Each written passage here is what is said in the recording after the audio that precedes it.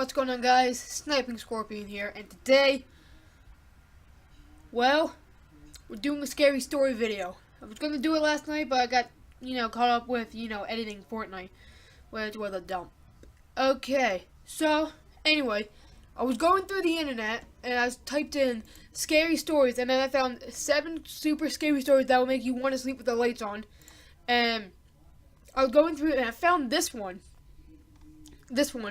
and it's about this girl named, I don't even know what her name is, but it was a 911 call, and I didn't read it, so let's read it together. And no, right now let's read this part first, so we can get a background story of what it is about. And did you guys see that red thing in here? Right here? If you didn't, oh well, I saw something red. Anyway, let's read it. Hi everyone, this is my first time posting, but no one else has been able to help me. I work the morning shift, usually, for emergency dispatch in a very small rural county. I'm new to the area and thus this job. Last week, my closest friend was getting off the overnight and was spooked by a call they'd taken. He didn't hear any of it until the very end. Apparently, they were only able to record our end of the call. The caller's part was transcribed from memory by the operators and supervisor on duty. They've been very quiet about all of this, but that's not uncommon for any calls we get, because he's been unable to shake it off. My friend was able to sneak a copy of the transcript for me. Now, I'm just as weirded out. If anyone has any explanations for any of this, would it make us feel a little better? Okay, so 911 call. Alright, let's read this. Caller. Somebody, I need help. I'm lost and homeless, and my dad is, well, I think I know where he is, but operator. Okay, calm down and caller. Okay. My name is Natalie. My dad, his name is Salvador, and we're from Pennsylvania. We boarded a train at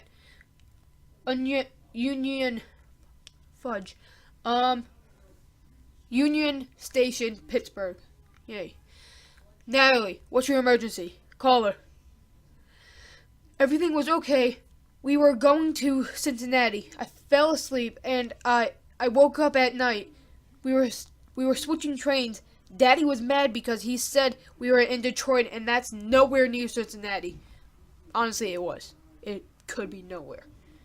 But the men there kept saying to sit down to wait. I was still tired. Everyone was tired and laying down, but I couldn't fall asleep because it was so cold. Natalie, do you know where you are now? Caller. Never mind. The men, they must have been worried about people being sick. They kept going around the instruments and sticking them in people's ears and mouths. They had little paper cups for everybody to drink out of. My dad was arguing with one of them when they got to me. Natalie, do you know where... Natalie? They didn't explain what they were looking for, but it only took a second. Then I went to drink out of the cup. That's not good. Okay. Do you know what was in the cup, Natalie? It was real bitter, but the train came, and the man had to hurry to finish, so he didn't notice me spit half it out. Do you have any symptoms? Do you feel? It was so cold, and my teeth were chattering. We all crowded to get in, and the train was so dark inside, but warm. Daddy picked me up, and I just remember barely keeping my eyes open, 'cause it was so nice and warm, and I was tired. I remember somebody saying, Natalie, that's a nice name. I'm Jasper. But I was already half asleep. Okay, Natalie, are you still inside the train? I woke up in the middle of the night, thirsty. My throat was like cotton from the bitter stuff. I was in a really nice... What? Okay, first they were on the train. First she was on the train, and now she's in a bed. Oh my god, somebody kidnapped her. I was in a really nice bed. I never had sheets like that before. There are a lot of doors. I was trying to find the bathroom, but the first one took me outside. Is that where you are now? It wasn't dark this time. It was bright. And it was so big, much bigger than a train could be. It was huge, like I've never been to one. I've seen pictures though. It's how a ball would be. I guess.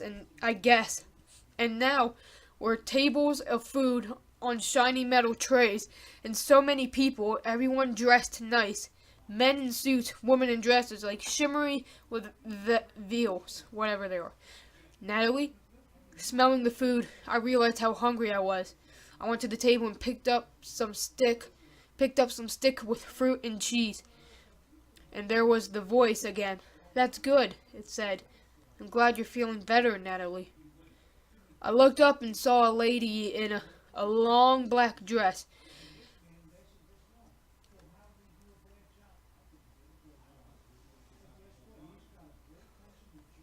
If I look behind me, because I'm being freaking paranoid. Okay, where was it? Where was I? Alright, I looked up and I saw a lady in a long black dress. This is starting to get a little creepy.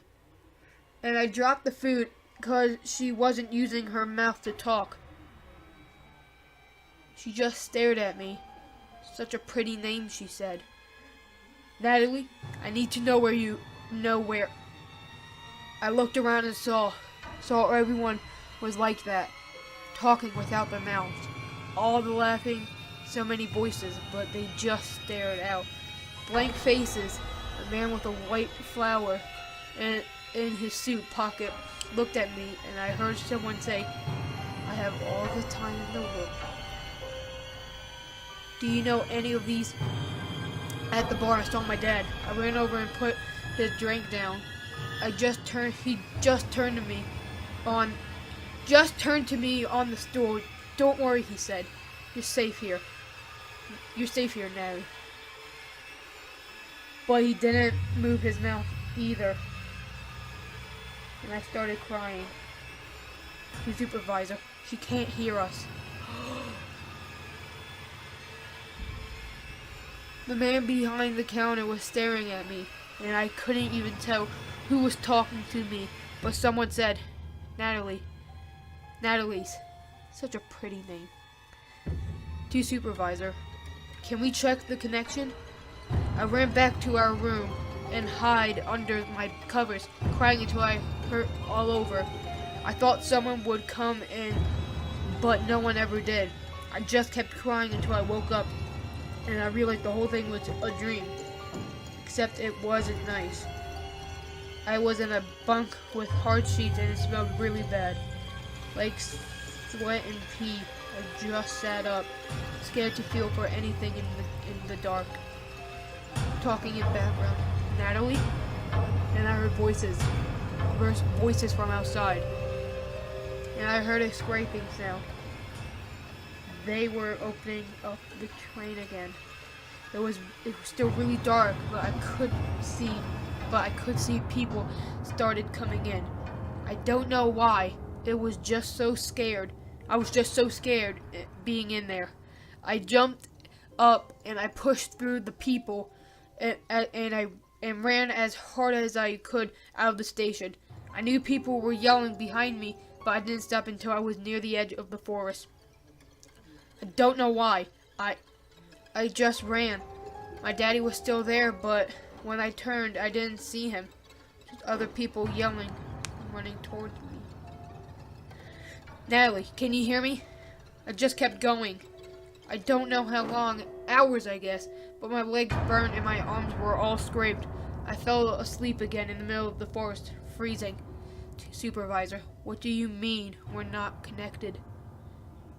I kept hearing this voice, and I realized I was dreaming, but I was still right in the forest. Just like when I was on the train, I got off the moss under me and started following it.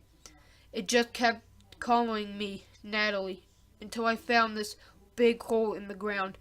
Nothing down there but dirt and leaves and a girl. 8 years old, I guess. Come down here, Natalie. But her mouth didn't move. Oh, Natalie, where are you calling from? Ever since then, it doesn't matter where I sleep. I always dream I'm right where I am, and there's someone calling me into some hole in the ground or some dark closet. They always say, such a pretty name, or I have all this time in the world, Natalie. Natalie, how are you placing this call? I don't know where I am. I was in the forest 2 days, I think, and then I found this town, but no one's here. Not for a long time. Even the grocery store. All the fruit and vegetables aren't just rotted, they're dirt. There's some dog and cat bones, but not many. And no people bones either. Alright, to supervisor, not reporting? I miss my daddy so much. I tried to find the train station, but I get lost in the forest and have to come back. There's no one here but me and Jasper.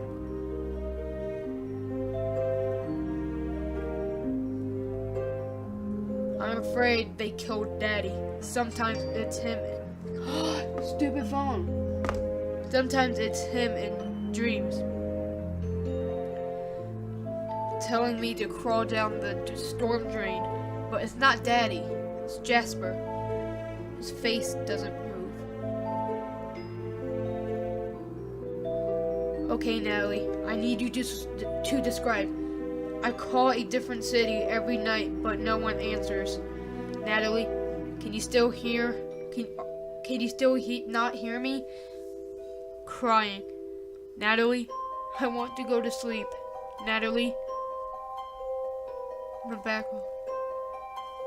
Such a pretty name. Wow. That was a little freaky. But, that was pretty scary. But there's nothing scarier than this. Number 15. Burger King foot lettuce. The last thing you'd want in your Burger King burger is someone's foot fungus. But as it turns out, that might be what you get. A 4chaner uploaded a photo anonymously to the site showcasing his feet in a plastic. So yeah, I hope you guys enjoyed this video. If you did, leave a like, comment, and subscribe. And I'll talk to you guys in the next one. Bye.